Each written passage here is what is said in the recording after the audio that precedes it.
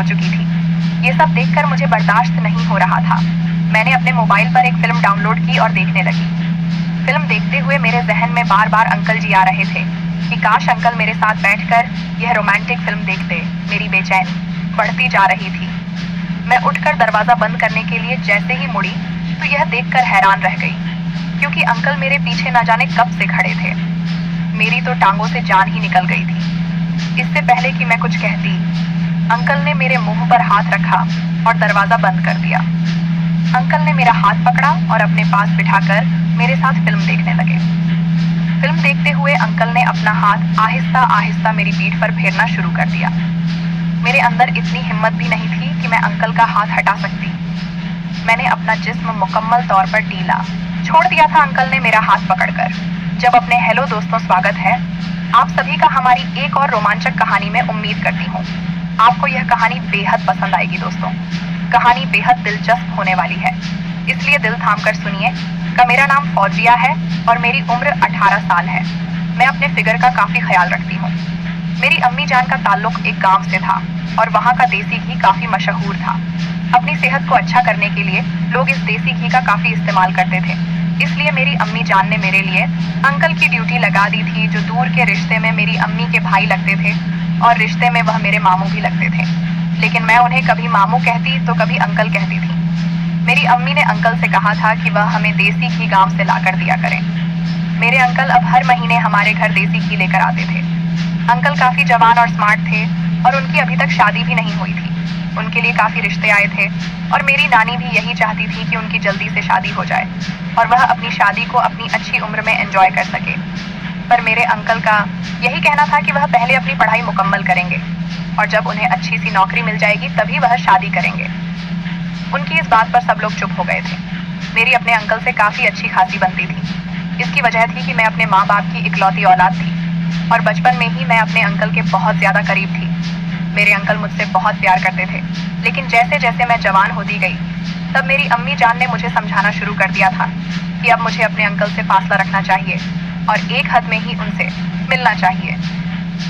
इस बात पर मैं थोड़ी मायूस हो गई थी। पर मेरे अंकल जब 1 महीने के बाद आते थे तो मैं उनसे काफ़ी गप्पे छप्पे लड़ाती थी।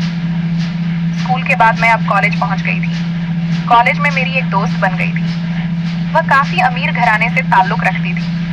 उसका पढ़ाई से कोई लेना देना नहीं था। इसी वजह से मेरी दिलचस्पी भी पढ़ाई में कम होने लगी थी और मैं भी दूसरे कामों में ज़्यादा ध्यान देने लगी थी।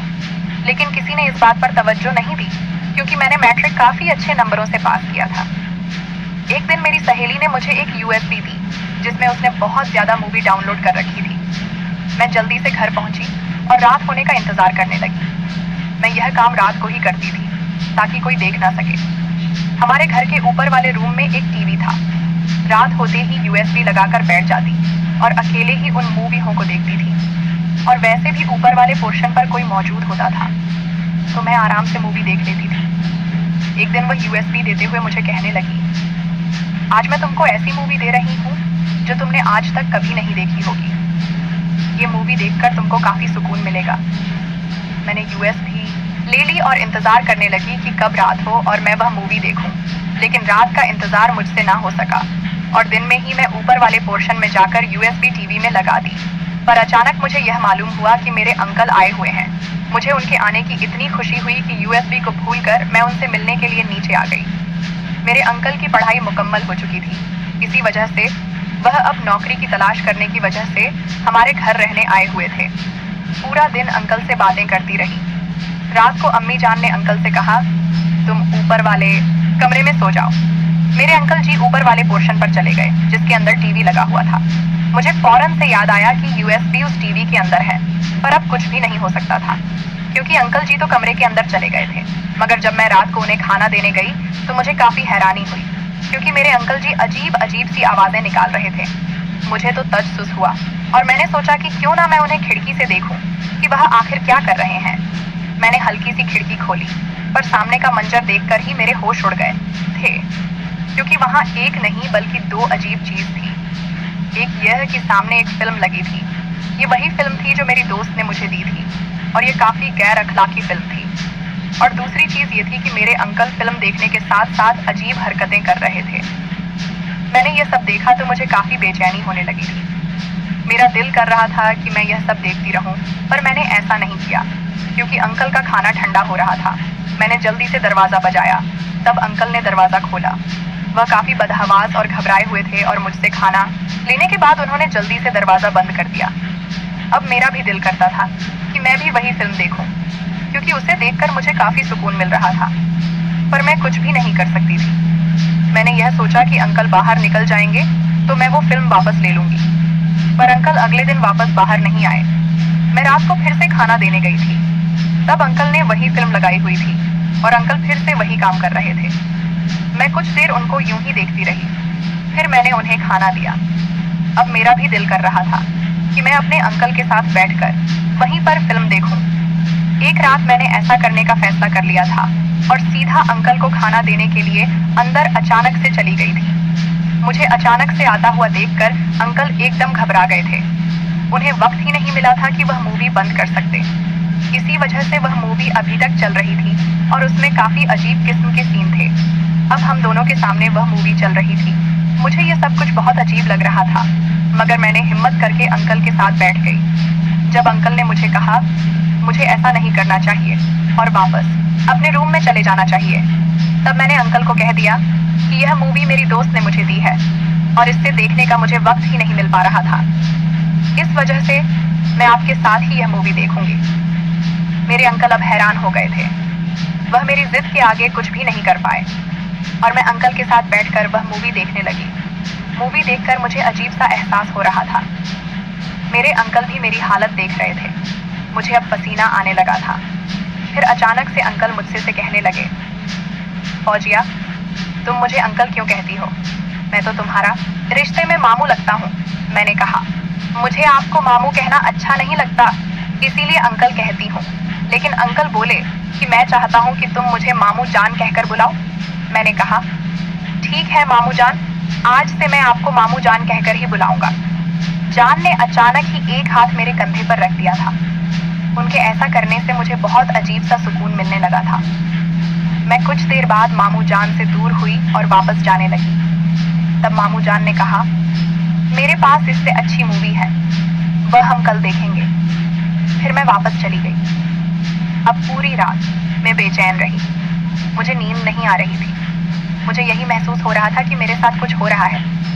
अगली रात जब सब लोग सो गए थे, तब मैं मामू के रूम में चली गई और फिर वह मूवी हम दोनों ने कर देखी।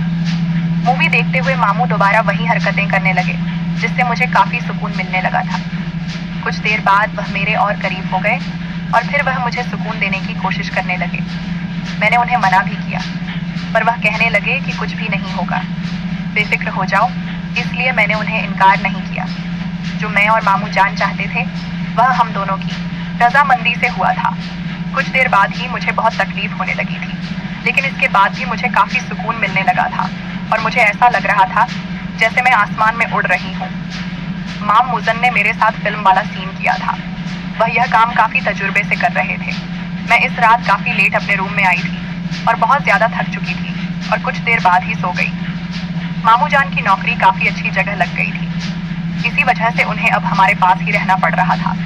इसका फायदा यह हुआ कि यह सब अब हम रोज ही किया करते थे और इसी वजह से मेरे शरीर के अंदर अब काफी तब्दीलियां आ रही थीं।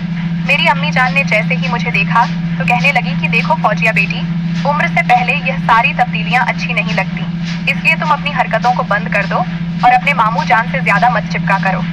उनकी बात पर मैं बहुत ज्यादा परेशान हो गई थी कि मैं आखिर क्या करूं, पर अब मुझे इस काम की आदत पड़ चुकी थी। मैं अब इसके बगैर नहीं रह सकती थी। हर रोज अपनी सहेली के यहाँ जाती और यूएसबी में नई नई फिल्म लेकर आती। मेरे मामू भी मेरा इंतजार करते थे और एक रोज तो हद ही हो गई थी जब अचानक से मेरी तबीयत बहुत ज्यादा खराब हो गई। अम्मी जान ने जैसे ही मुझे देखा तो कहने लगी, यह तुमने ऐसा क्या किया है जो तुम्हें इतनी उपकारी आ रही है?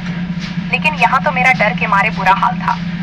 मैंने जैसे ही मामू जान को बताया तो वह मुझे कहने लगे कि तुम फिक्र ना करो, मैं तुम्हें एक ऐसी दवाई लाकर दूंगा जिससे तुम्हारी तबीयत बिल्कुल ठीक हो जाएगी। मामू जान ने अगले रोज रात को मेरे कमरे में आकर मुझे दवाई दी और अब मैं बहुत ज्यादा खुश हो गई थी, क्योंकि मैं जान गई थी कि अब मैं जितना मर्जी वह सब करूंगी, मुझे कुछ भी नहीं होगा। इसलिए अब मैं फिर से मामू जान के पास चली जाती और हम दोनों वही फिल्में देखते। एक दिन मामू जान कहने लगे कि देखो फौजिया, अगर तुम्हारी अम्मी जान को पता चल गया तो वो तुम्हें और मुझे हम दोनों को नहीं छोड़े, इसलिए अब हमें यह सब बंद कर देना चाहिए। पर मैंने उनको कहा कि देखिए मामू जान, जब तक आपकी शादी नहीं हो जाती तब तक मैं आपके साथ ही रहूंगी, प्लीज मुझे अपने आप से दूर मत करें। इस तरह वह भी मजबूर हो गए थे।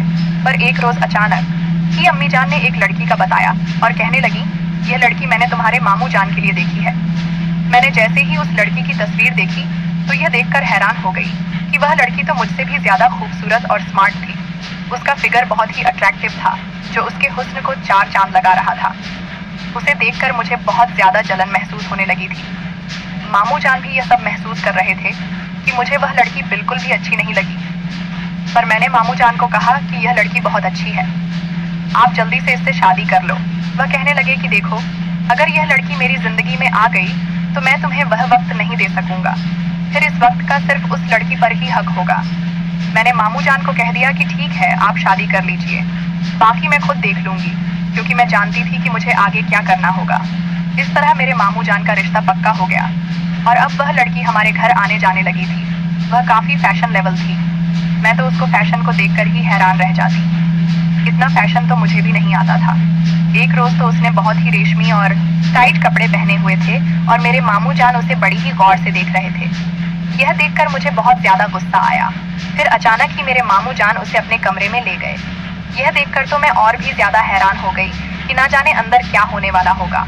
पर मैंने जैसे ही से अंदर झांक कर देखा, ये देखकर तो मेरे होश ही उड़ गए थे। मामू जान तो शादी से पहले ही वह सब कर रहे थे जो कभी मेरे साथ किया करते थे, लेकिन मैं क्या कर सकती थी। वह लड़की अजीब सी आवाजें निकाल रही थी जिसकी वजह से मामू जान तो और भी ज्यादा होश खो रहे थे। मैंने बहुत कोशिश की कि मामू जान को इससे दूर रखूं, लेकिन अब ऐसा बिल्कुल भी मुमकिन नहीं हो रहा था। वो लड़की अब रोज आती और मैं जानती थी कि मामू जान उसके साथ क्या करते हैं। एक रोज मामू जान ने मुझे उदास देखा तो कहने लगे कि देखो फौजिया, अब तुम्हें भी कोई लड़का ढूंढ लेना चाहिए। लेकिन मैंने कहा कि मुझे कोई लड़का नहीं चाहिए और आपको मेरी फिक्र करने की कोई ज़रूरत नहीं है। आप अपनी होने वाली बीवी पर ध्यान दीजिए और मेरी फिक्र करना छोड़ दीजिए। मामू जान समझ गए थे कि मुझे सब कुछ पता है। वह मुझसे माफ़ी मांगने लगे और कहने लगे, फौजिया, अगर तुम कहती हो तो मैं उससे शादी नहीं करता। मैं मामू जान की बात सुनकर हैरान हो गई थी कि मेरी खातिर इतनी बड़ी कैसे कुर्बानी दे सकते हैं, लेकिन मैं जानती थी कि ऐसा नहीं होगा। कभी ना कभी तो मामू जान को शादी करनी ही होगी। खैर, मैंने उस लड़की से दोस्ती भी कर ली थी और अब हम दोनों आपस में बातें भी किया करते थे। एक दिन मैंने बातों ही बातों में उससे कहा कि तुम्हारा फिगर इतना अट्रैक्टिव कैसे है, मुझे भी कोई तरीका बताओ ना। फिर उसने मुझे कुछ खास एक्सरसाइज करने को कहा और एक क्रीम लिख कर दी। कहने लगी, इस क्रीम को अपने शरीर पर रोज रात को लगाना। जैसे जैसे उस लड़की ने मुझे बताया, मैंने वैसा ही किया और इस तरह से मेरी खूबसूरती में भी इजाफा हो गया और मैं भी जवान और खूबसूरत दिखने लगी थी। एक दिन अम्मी जान मुझे डांटने लगी। कहने लगी, यह किस तरह की हरकतें कर रही हो, तुम उम्र से ज्यादा बड़ा दिखने का शौक चढ़ गया है, तुम्हें बच्ची हो, बच्ची ही रहो। मैंने अम्मी जान से कहा, देखिए, ये तो लड़कियों का जेवर होता है, इसके बगैर लड़की खूबसूरत नहीं बनती। मेरी यह बात सुनकर अम्मी जान भी पीछे हट गई थी। इस तरह उसके बताए हुए अमल को करने के बाद मैं और भी ज्यादा हसीन और खूबसूरत लगने लगी थी और अब तो मामू जान भी मुझे और भी ज्यादा देखने लगे थे। लेकिन मैंने फैसला कर लिया था कि मैं अब कभी भी उनको अपने पास नहीं आने दूंगी और उन्हें इसी तरह जलाऊंगा। जान की उस लड़की से शादी होने वाली थी। दिन तेजी से गुजर रहे थे, लेकिन शादी वाली रात अचानक ही उस लड़की की तबीयत बहुत ज्यादा खराब हो गई। इस बात को लेकर मामू जान बहुत ज्यादा उदास हो गए थे और कहने लगे, मैं सोच भी नहीं सकता था कि शादी वाली रात मेरे साथ यह सब हो जाएगा। मैं तो अंदर से बहुत ज्यादा खुश हो रही थी, लेकिन ऊपर से मामू जान के दुख दर्द में शरीक थी। कुछ दिन बाद वह लड़की ठीक हो गई। तब मामू जान उसके साथ हनीमून पर जाने लगे और अचानक ही वह लड़की कहने लगी कि देखो फौजिया, तुम भी हमारे साथ हनीमून पर चलो। मैं उसकी ये बात सुनकर हैरान हो गई। मैंने कहा कि नहीं, हनीमून तो कपल लोगों का होता है, मैं वहां पर आखिर क्या करूंगी, मुझे कबाब में हड्डी नहीं बनना। पर मेरे मामू की बीवी कहने लगी कि देखो फौजिया, तुम होगी हमारे साथ तो तुम हमारी तस्वीर बनाना। हमारी तस्वीर कौन बनाएगा? मामू जान ने भी कहा कि हाँ, ये ठीक है, तुम भी हमारे साथ चलो। इस तरह मैं उनके साथ चलने के लिए तैयार हो गई थी। अम्मी जान ने मुझे बहुत मना किया था और बहुत समझाया था कि देखो फौजिया, तुम वहां पर मत जाओ, लेकिन मैं क्या करती। मैं मजबूर होकर वहां जाने के लिए तैयार हो गई। ऊपर से मेरा दिल भी था कि मैं उन दोनों पर नजर रखूंगी और इस तरह मैं भी उनके साथ हनीमून पर चली गई थी। लेकिन मामू जान के पास इतने पैसे नहीं थे कि वह 2 कमरे बुक करवा दे, इसलिए उन्होंने एक ही कमरा बुक करवा दिया था और इस तरह हम तीनों एक कमरे में ही रहने लगे थे। रात को जब मैं थक हार कर सो गई तो अचानक से मुझे आवाज आने लगी। मैंने जैसे ही अपनी आंखें खोली तो सामने का मंजर देखकर मेरे होश उड़ गए थे, क्योंकि मामू जान और मामी दोनों आपस में प्यार भरे लम्हे गुजार रहे थे। मुझे अपनी आंखों पर यकीन नहीं आ रहा था कि मैं अभी भी यह सब कुछ देख रही हूँ। कुछ देर बाद ही मेरी मामी सो गई थी। थोड़ी देर बाद मामू जान ने मुझे अपने पास बुला लिया। मैं उनका इरादा जान गई थी, लेकिन मेरा दिल अंदर से बहुत ज्यादा डर रहा था कि अब पता नहीं आगे क्या होने वाला है। लेकिन मैं इस मौके को भी गंवाना नहीं चाहती थी, इसलिए उनके पास चली गई। उन्होंने मुझे अपने पास बिठा लिया और आराम से कहने लगे कि देखो फौजिया, तुम्हारी मामी की नींद बहुत पक्की है, वह इतनी आसानी से उठने वाली नहीं है, इसलिए तुम बे रहो ना। हम जो भी करेंगे तुम्हारी मामी को बिल्कुल भी पता नहीं चलेगा। मैंने कहा, मुझे इस बात पर बिल्कुल यकीन नहीं है कि मामी की आंख नहीं खुलेगी। वह कहने लगे, देखो फौजिया, तुम्हारी मामी बिल्कुल नहीं जागती। मैंने कहा कि अगर ऐसी बात है तो ऐसा कुछ करो जिससे मामी जान के जागने के चांस कम हो।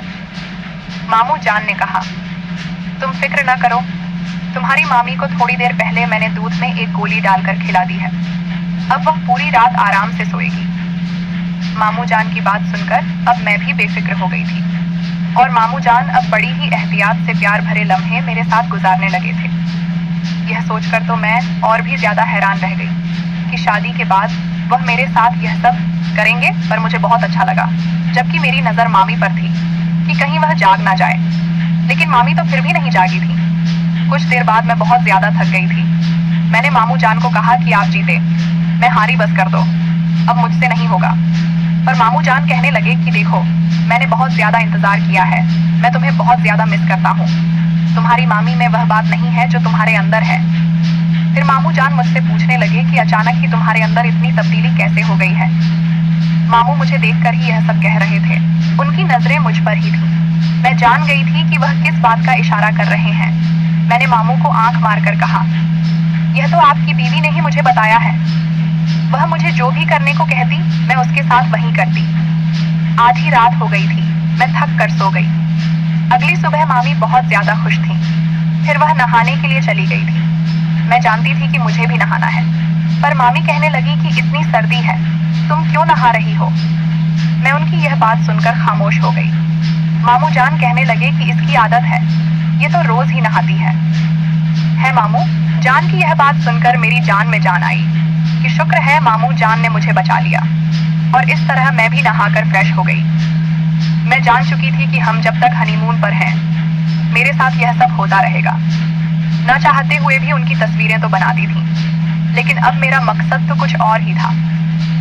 रात को मैं इंतजार करती थी, पर जैसे ही मेरी मामी सो जाती, तब मामू जान मुझे अपने पास बुला लेते।